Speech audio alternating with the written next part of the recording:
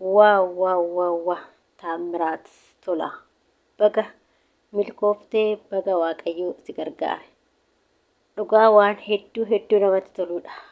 Uummanni Oromoo hundi keessanuu akkasuma lammii Itoophiyaa hundumti keessanuu baga gammaddanii baga gammanne olumaanii dhugaa jecha ittiin ibsinu wallaalle baga baga Oromoo maqaa ol qabdi akkasuma Itoophiyaa baga maqaa ol qabdi baga yaa mirgaan galte dhugaa waaqayyo waan jedhamu qabu akkuma argaa jirtan ka atileet Taamiraat Tolaa yaa atileetidha.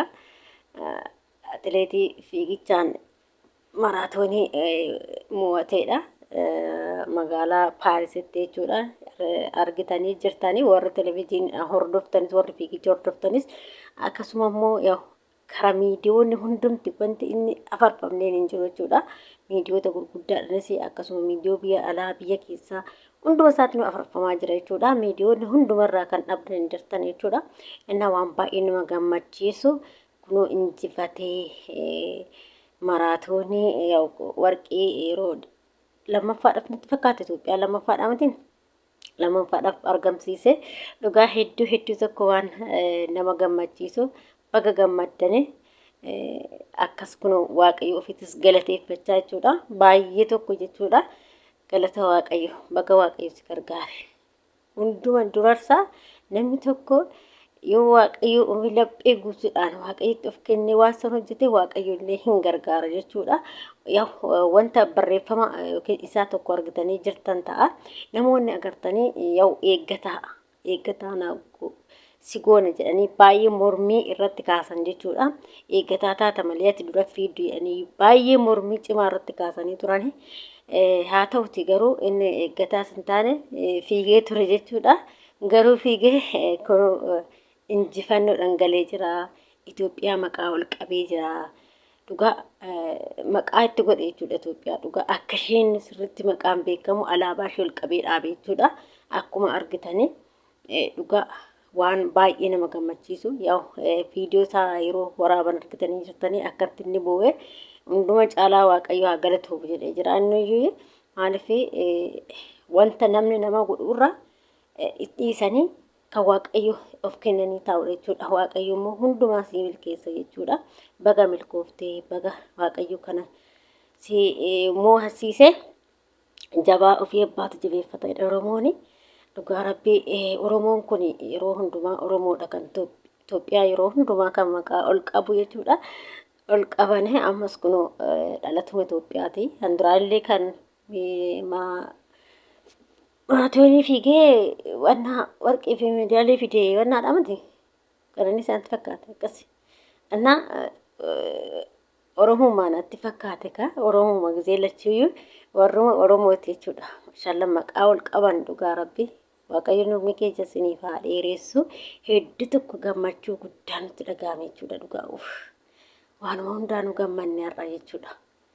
Dhugaa qabaan baay'ee nu gammachiiste obboleessa keenya jabaa keenya leenca keenya umrii dheeraa nu jiraadhu. Itoophiyaa maqaa itti hortee ol qabdee alaabaa ishee ol dhaabdee isa bira dabartee uummata Oromoollee akka amilee ta'uuf ollu qabde nullee jechuudha. Walumaa galatti Oromoos ol qabdee Itoophiyaas ol qabdee jechuudha. Baga milkoofte uummanni hundumtuu baga gammaddanii namni tokko yoo gaafa abdii hin kutin malee iddoo yaaddee hin geessaa mitiire akkuma jedhani mucaa kana abdii isaan akka isaanitti amilee irraa cabsanii turan garuu inni waa hundumaayyuu wanta isaan irratti shira isaan irratti xaxan dhiise waaqayyotti of kennee waa hundumaa kan isaan irratti hojjetan dhiifamee inni kun mo'ate jechuudha. Galata waaqayyoo hunduma caala dursa jechuudha. Ilmi namaa waan namarratti hin xannin qabu jechuudha. Naan kan hunduma caala kan waaqayyootu caala namni laphee guutuudhaan waaqayyoo ofiitti of kenne eessumattuu hin kufee nafu jechuudha.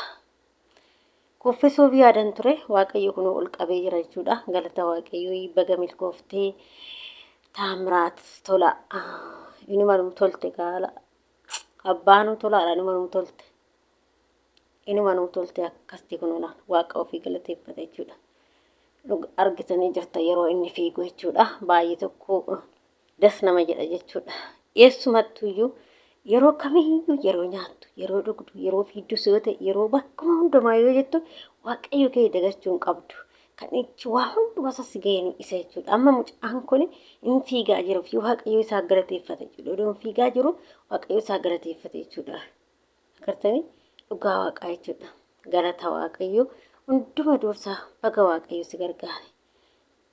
Baga injifatte. Baga uummata Itoophiyaa hundumaa maqaa ol qabde.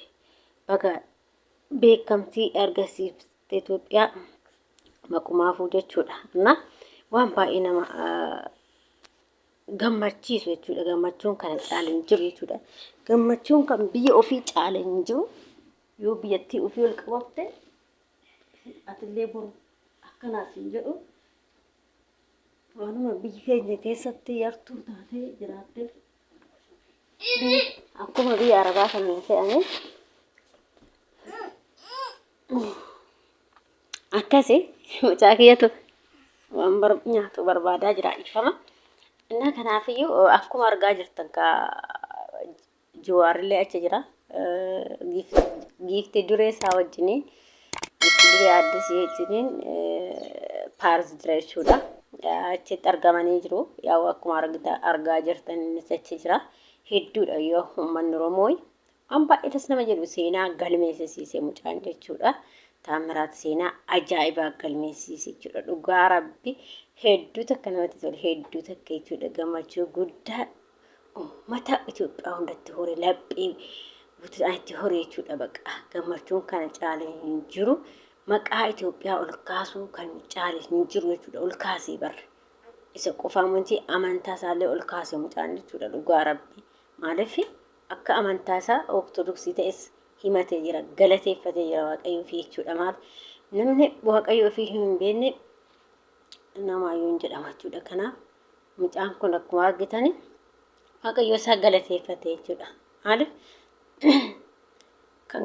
kan gargaaree isaa jechuudha. Kanaaf kunooti akkuma argaa jirtan kaa giiftii duree fi Jawaaris waliin jiranii isaanis achitti argamanii aamilee ta'aafii jiranii akkana kana fakkaataa isiniin jedha.